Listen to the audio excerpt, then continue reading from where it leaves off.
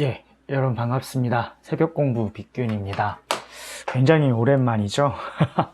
제가 개인적으로 일들이 많아가지고 이제 좀 많이 신경을 못 썼습니다. 정말 죄송하게 생각하고요.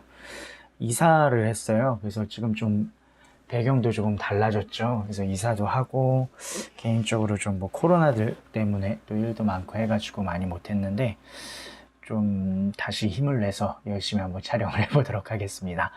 그래서 지난번에 저희가 이제 황조가라고 하는 고전 시간을 봤고, 이번 시간에는 정업사라고 하는 작품을 볼 건데요.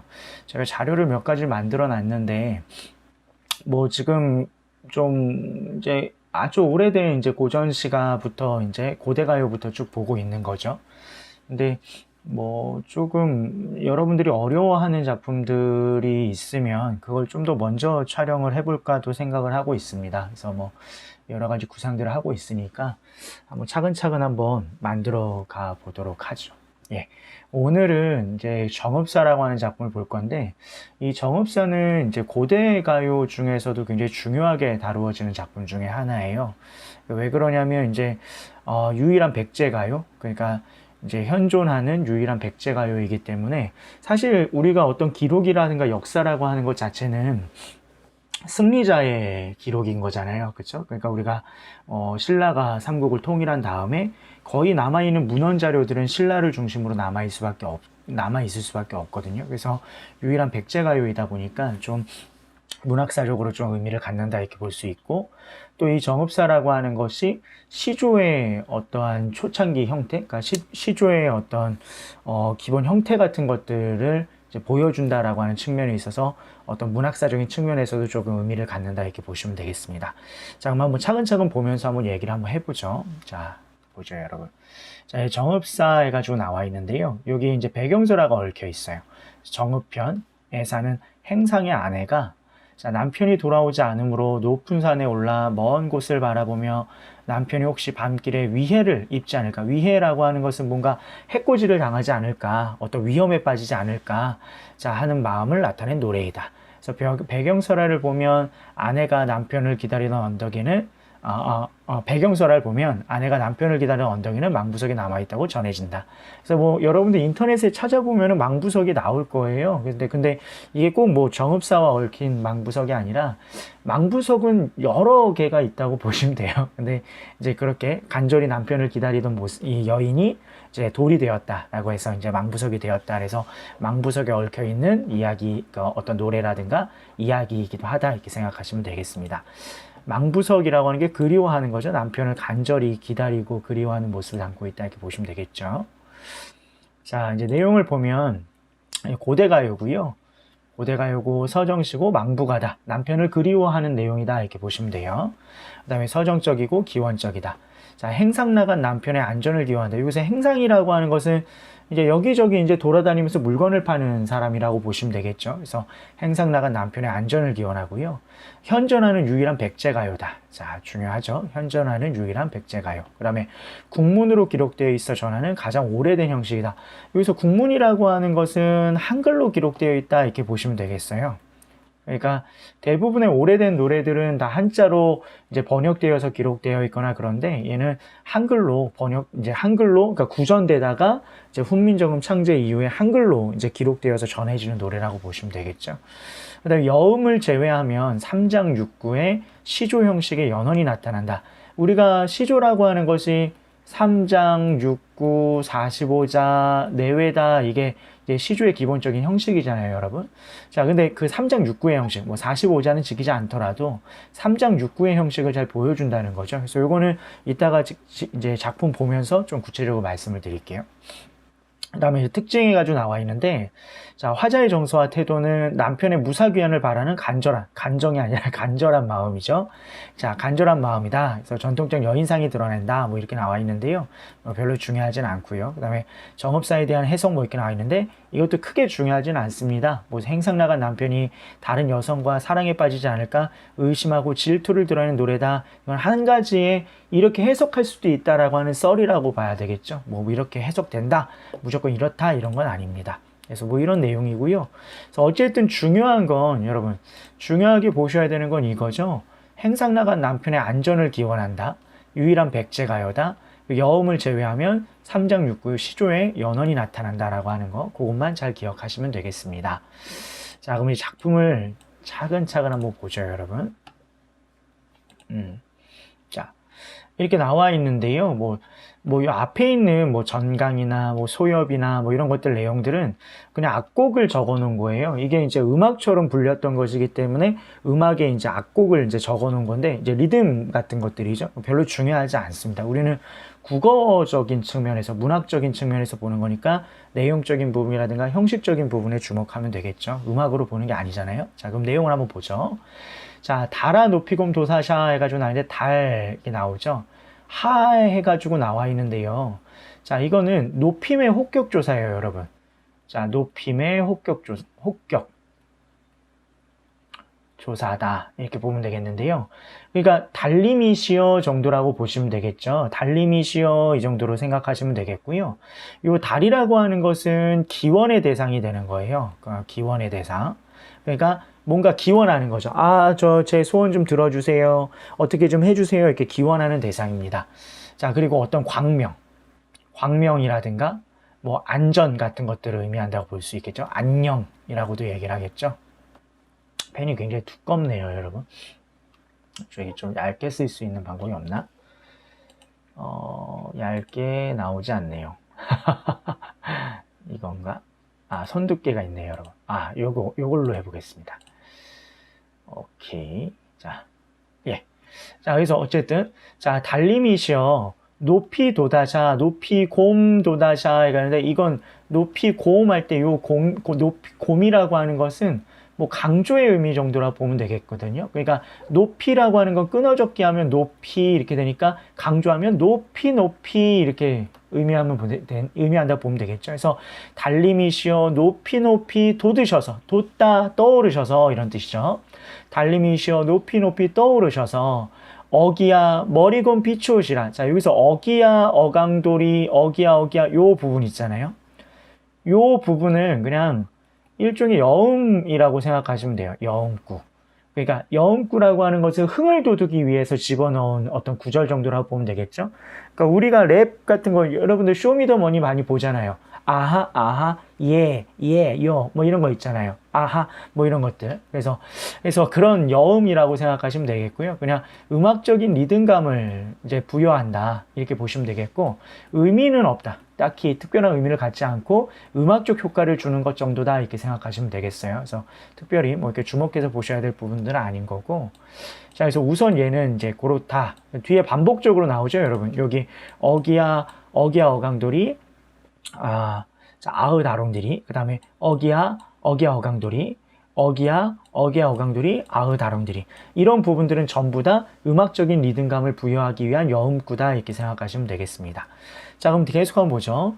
자, 달림이시여 높이 떠오르셔서 머리 곰, 이것도 강조겠죠. 멀리 비춰주세요. 이렇게 얘기한 거죠. 그러니까 이거는 뭔가 소망을 얘기하는 거죠. 아, 이렇게 좀 해주세요. 멀리 비춰주세요. 근데 왜 비춰달라고 하는지 이유는 아직 안 나왔어요. 그럼 내용을 한번 보죠. 저제 여려신고, 저제라고 하는 것은 저자애 이런 뜻인데요. 저자는 시장을 말하는 거예요. 시장, 저작거리, 시장 이걸 말하는데, 그럼 시장에 려다라고 하는 것은 여려신고라고 하는 것은 려다인데, 려다라고 하는 것은 중세고의 가다 정도의 뜻이에요. 그러면 시장에 가 계신가요 정도의 뜻인데, 그럼 여기서 시장이라고 하는 공간이 나왔다는 걸 통해서 뭘 알 수가 있냐면, 아, 이게 화자의 남편이 뭔가 행상이구나. 그러니까 여기저기 떠돌아다니면서 물건을 파는 사람인가 보다, 이 정도로 알 수가 있다는 거죠. 그러니까 행상 나간 남편을 이제 걱정한다라고 하는 아까 주제의식 봤는데, 그래서 이게 시장에 가 계신가요? 이렇게 물어보는 말을 통해 가지고 남편의 직업을 유추해 볼 수 있다, 이 얘기죠. 자, 그러면 계속 한번 보죠, 여러분. 자, 시장에 가 계신가요? 자, 다시요. 저제 여려신고. 자, 저자라고 하는 것은 시장이라고 얘기했고, 시장에 가다, 가 계신가요? 증대를 디데올세라. 자, 증대 굉장히 중요합니다. 자, 증대를 디데올세라. 모모 리을 쉐라라고 하는 게 있어요, 여러분. 모모 리을 쉐라. 여러분들이 제가 이렇게 막 쓰지만 여러분들 이게 중요한 작품이면은 여러분들 그 프린트물에는 꼼꼼하게 필기 하셔야 됩니다. 제 얘기를요. 뭐뭐 리얼 쉐라라고 하는 것은 뭐뭐 할까 두렵다 이런 뜻이에요. 뭐뭐 할까봐 두렵다. 그러면 진대를 디딜까봐 두렵습니다 이런 뜻이에요. 진대를 디딜까봐 두렵습니다. 그래서 그러면 그래서 진대라고 하는 것은 무엇일까 이거 생각해 보면 이게 굉장히 중요한 단어인데 진곳이죠. 질척한 곳. 그렇죠? 지금을 얘기하면 질척한 곳인데 그럼 질척한 곳은 진흙을 밟는 걸 말하는가? 그럼 표면적으로는 그럴 수 있죠. 진 곳을 디딜까봐 두렵다 이거. 근데 여기서 진 곳, 진대라고 하는 것은 굉장히 포괄적인 의미를 가지고 있는데 남편에게 닥칠 줄 모르는 모든 위험을 뜻한다 이렇게 생각하시면 되는 거예요. 남편에게 닥칠지 모르는 모든 위험. 그러면 행상인 남편에게 닥칠지 모르는 위험은 어떤 것이 있는가? 첫 번째, 뭘까요? 뭐 지리적 위험이 될 수가 있겠죠. 그죠? 지리적 위험. 뭐 낭떠러지라든가 말 그대로 이렇게 푹 움푹 들어간 땅이라든가, 말 그대로의 질척한 진흙이라든가, 이런 지리적 위험이 될 수 있을 것이고요. 두 번째, 야행 침해라고 해서, 어떤 산적, 이렇게 산적들이 나와가지고 남편을 해칠 수도 있잖아요. 그런 산적이라든가 이런 위험한 사람들, 도적들, 이런 의미들. 세 번째는 여성의 입장에서의 남편에게 닥칠지 모르는 위험이라고 하는 것. 그거는 다른 여자. 그죠? 다른 여자에게 바람필지도 모른다. 이런 정도의 의미라고 보시면 돼요. 그러니까 이 진곳이라고 하는 것은 남편에게 닥칠지 모르는 모든 위험을 뜻하는데 결과적으로 부정적 의미를 갖는다고 보면 되겠죠. 부정적 의미인데 지리적 위험일 수도 있고 산적이나 도적이라고 하는 야행 침해의 요소, 그다음에 다른 여자, 아내의 입장에서의 위험인 다른 여자일 수도 있다. 그러면 의미적으로 봤을 때는 여기 보시면은 자 이거죠. 여기 보면 달이라고 하는 것은 밝음의 이미지고 광명의 이미지라면 요 진대라고 하는 것은 조금 어두운 이미지고 부정적 의미라고 보시면 돼요. 그래서 의미적으로 달과 요 진대라고 하는 것은 서로 대조적인 의미를 가지고 있다 이렇게 보시면 되겠어요. 그래서 요 의미적 대조관계, 요 진곳, 진대라고 하는 것의 의미는 이 시에서의 전체에서 제일 중요한 요소입니다. 그래서 잘 기억해 주시기를 바랍니다. 자, 그럼 여기까지 다시 한번 해석해 볼까요, 여러분? 달님이시여 높이 높이 떠오르셔서 멀리 멀리 비추어 주세요. 자, 시장에 가 계신가요? 진 곳을 디딜까봐 두렵습니다. 자, 어느이다 놓고시라. 어느 곳이든 짐을 내려놓으십시오. 그러니까 어느 곳이든 놓으십시오 이건데 짐을 내려놔라. 그러니까 어디 안전한 곳에 머물러 주세요 이 정도의 뜻인 거죠. 어디든 짐을 놓아주세요. 네 가는데 점그릇세요. 자, 요거 네. 요 네의 의미도 좀 중요한데요. 내가 가는 곳이 이런 뜻이요. 내가 가는 곳이 점그릇세라. 어두워질까봐 두렵다 이 정도의 뜻이에요. 알겠죠? 저물까봐 두렵다. 내가 가는 곳이 어두워질까봐 두렵다 이런 뜻인데 여기서 내라고 하는 것 또한 자, 세 가지 의미가 갖는데요. 첫 번째는 화자의 의미, 나죠, 나. 내가 가는 것. 그럼 화자가 가는 거라는 것은 화자가 마중 나가는 길, 누구를? 그죠? 남편을 마중 나가는 길이 어두워질까봐 두렵다. 이런 의미가 되고요. 두 번째는 임일 수 있어요. 그러니까 남편일 수 있는 거죠. 그러면 남편의 귀갓길이 어두워질까봐 두렵다. 이렇게 될 수도 있는 거겠죠. 남편이 돌아오는 길이 어두워질까봐 두렵다. 그죠? 그 다음에 세 번째는 이 부부, 화자와 임을 포함한 부부. 자, 그래서 우리의 인생길이 어두워질까봐 두렵다. 근데 내가 남편을 뜻할 수 있는 거, 부부 모두를 뜻할 수 있는 이유는 뭐냐면 부부 일심동체라는 생각 때문에 그런 거죠. 그죠? 부부는 일심동체야, 부부는 하나야. 그래서 부부 일심동체라고 하는 생각 때문에 이 내라고 하는 것이 화자 자신뿐만 아니라 남편이라든가 부부 모두를 가리킬 수 있는 것이다. 이렇게 생각하시면 되겠습니다. 굉장히 쉽죠, 여러분? 그래서 내가 가는 곳이 어두워질까봐 두렵습니다. 근데 제가 개인적으로 생각했을 때 가장 타당한 해석은 두 번째 정도. 그러니까 남편이 돌아오는 길이 어두워질까봐 두렵습니다. 더 어두워져서 남편이 위험해질까봐 두렵습니다. 정도의 의미로 보는 게 가장 일반적이다. 이렇게 생각하시면 되겠습니다. 그래서 의미 해석은 이러한데요. 자, 한 가지 좀 중요하게 봐야 되는 것이 있어요, 여러분. 아까 우리 앞에서 봤지만, 자, 이거예요. 이게 시조의 3장 6구의 형식이 나타난다고 얘기했는데요. 시조라고 하는 것은 3장 6구 45자, 45자 내외죠. 3장 6구 45자 내외로 이제 쓰는 것이 기본적인 평시조의 형식인데, 이 3장이라고 하는 것이 초장, 중장, 종장 해가지고 세 줄로 되어 있고요. 글자 수가 3434 혹은 뭐 4444, 뭐 세 글자는 네 글자가 되기도 하고 그런 거예요. 한두 글자씩 달라져도 되고요. 마지막에 3543 이렇게 되는데요. 여기서 초장, 중장, 종장이라고 하는 것이 3장이고 69라고 하는 건 이게 음보거든요. 하나, 둘, 셋, 넷. 이게 4음보예요. 이 4음보인데 이걸 두 개씩 묶어보면, 이렇게 두 개씩 묶어보면 식스팩이 나오는 거죠. 그죠? 제 사라진 식스팩을 찾아야 되는데 내일부터 다이어트 하려고 마음 먹었습니다, 여러분. 오늘 야채를 잔뜩 사왔는데 또 썩어서 없어지겠죠? 자, 어쨌든 이 6개의 구간인데 이게 6구입니다. 그래서 이게 3장 6구 이렇게 되는데, 이게 지금 이 정읍사라고 하는 작품 자체가 이 3장 6구의 연원을 보여준다는 거예요. 시조의 기본 형식의 근원을 보여준다는 거죠. 어떻게 그렇게 되느냐? 자, 보세요. 아까 얘기했던 요것들, 이게 다 후렴구죠, 여러분. 자, 이거를 다 빼보죠. 요거를 다 빼보면, 자, 요거죠. 이건 다 뺍시다. 색칠을 해볼까요? 자, 오케이. 이걸 다 빼버리고, 자, 이거를 다 빼버립시다. 자, 이걸 빼버리면 요게 딱 보이죠, 여러분.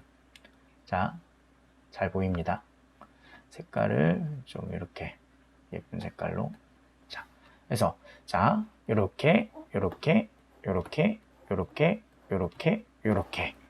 이거를 한 줄로 초장, 중장, 종장. 예, 초장, 중장, 종장. 글씨가 안 보이네요. 그죠?